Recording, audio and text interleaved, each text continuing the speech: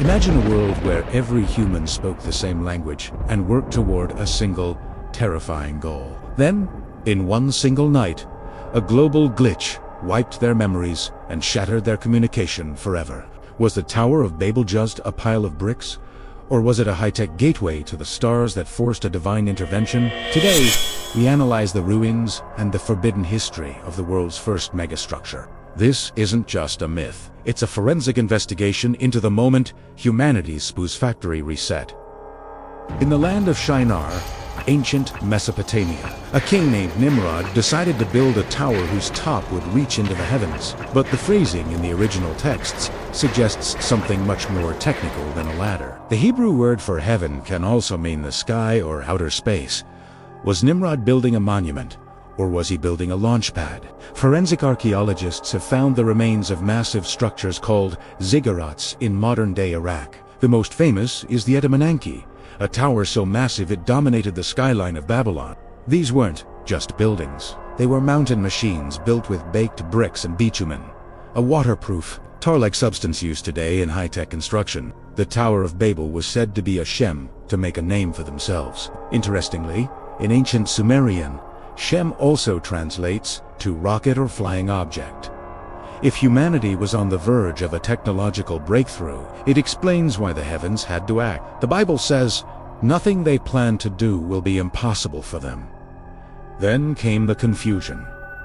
In an instant, the unified language of the world was corrupted into thousands of different dialects. From a forensic linguistic standpoint, this is a massive anomaly. Languages usually evolve slowly over thousands of years. But the Babel event suggests a sudden, artificial split.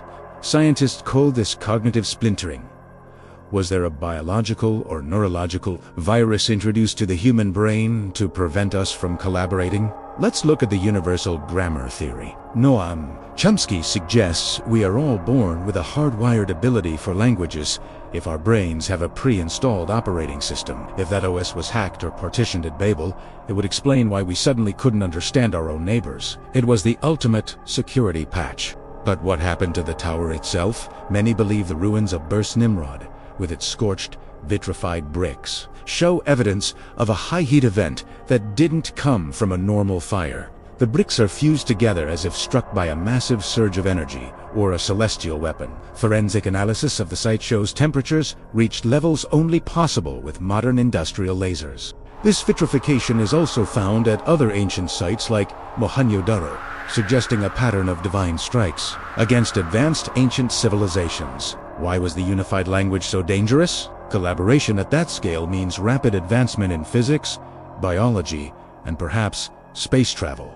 Some theorists suggest the tower was a bioantenna designed to tap into the frequency of the Earth's ionosphere. It was a way to communicate directly with the gods. When that antenna was destroyed, the connection was lost. We went from being a Type 1 civilization back to being primitive tribes fighting over borders. The monolanguage wasn't just words.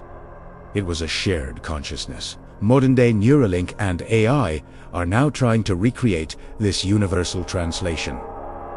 Are we rebuilding the Tower of Babel right now through the internet? For the first time since Shinar, the world is becoming one again in a digital landscape. Forensic data scientists notice that as we become more connected, our individual cultures and languages are dying out. We are reverting to a global protocol. But if the Babel patch was meant to keep us divided for our own safety, what happens when we bypass it? Are we inviting another factory reset? Let's analyze the architectural clues left in the ziggurats. These structures were built with 7 levels, representing the 7 celestial bodies known to the ancients. Each level was a laboratory.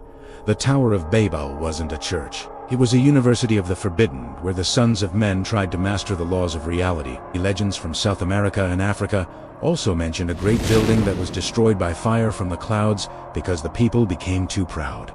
This global memory link proves that the Babel event was a physical reality that left a scar on the collective human psyche. If we find the master brick of Babel, could we decode the original language? Some linguists believe proto-human language was mathematical, making it the perfect code for creation. There are hidden tunnels under the ruins of Babylon that the Iraqi government has kept sealed for years. What forensic evidence of ancient tech is still buried there? We see weird cylinder seals from this era, showing men looking at screens and using devices that look like modern-day tablets. They weren't primitive, they were pre-reset experts. The confusion wasn't just a punishment, it was a strategic move to slow down our development. Divided, we are manageable. Unified, we are godlike. The Tower of Babel stands as a warning, a massive, vitrified ruin in the desert that says, "Do not cross this line." But humanity is curious. We are already building the new Babel in the form of Silicon Valley and the global cloud. Will the heavens stay silent this time? Or is the timer for the next reset already counting down? We've looked at the burnt bricks, the Sumerian rocket theories, and the linguistic anomalies. The clues are all there, hidden in plain sight. The Tower of Babel is the ultimate cold case of human history. It's the story of who we were before we forgot how to talk to each other. As we dig deeper into the Mesopotamian sands, we might find the user manual that Nimrod was using. And if we do, can we handle the power? If you think we are rebuilding Babel right now, drop a comment below. Subscribe to stay updated on our hunt for the original code. We are analyzing the ancient texts and the latest archeological scans every week to bring you the forbidden truth. Join the investigation. Your support allows us to bypass the mainstream narrative and look at the forensic facts that they want to keep buried. The ruins are speaking, even if we've forgotten the language. It's time to listen. Keep searching for the clues that define our existence. The past is the key to the future. This is the final clue for today, but the investigation never truly ends. This case is wide open. Thank you for watching. Until the next deep dive, only here on Forgotten Clues.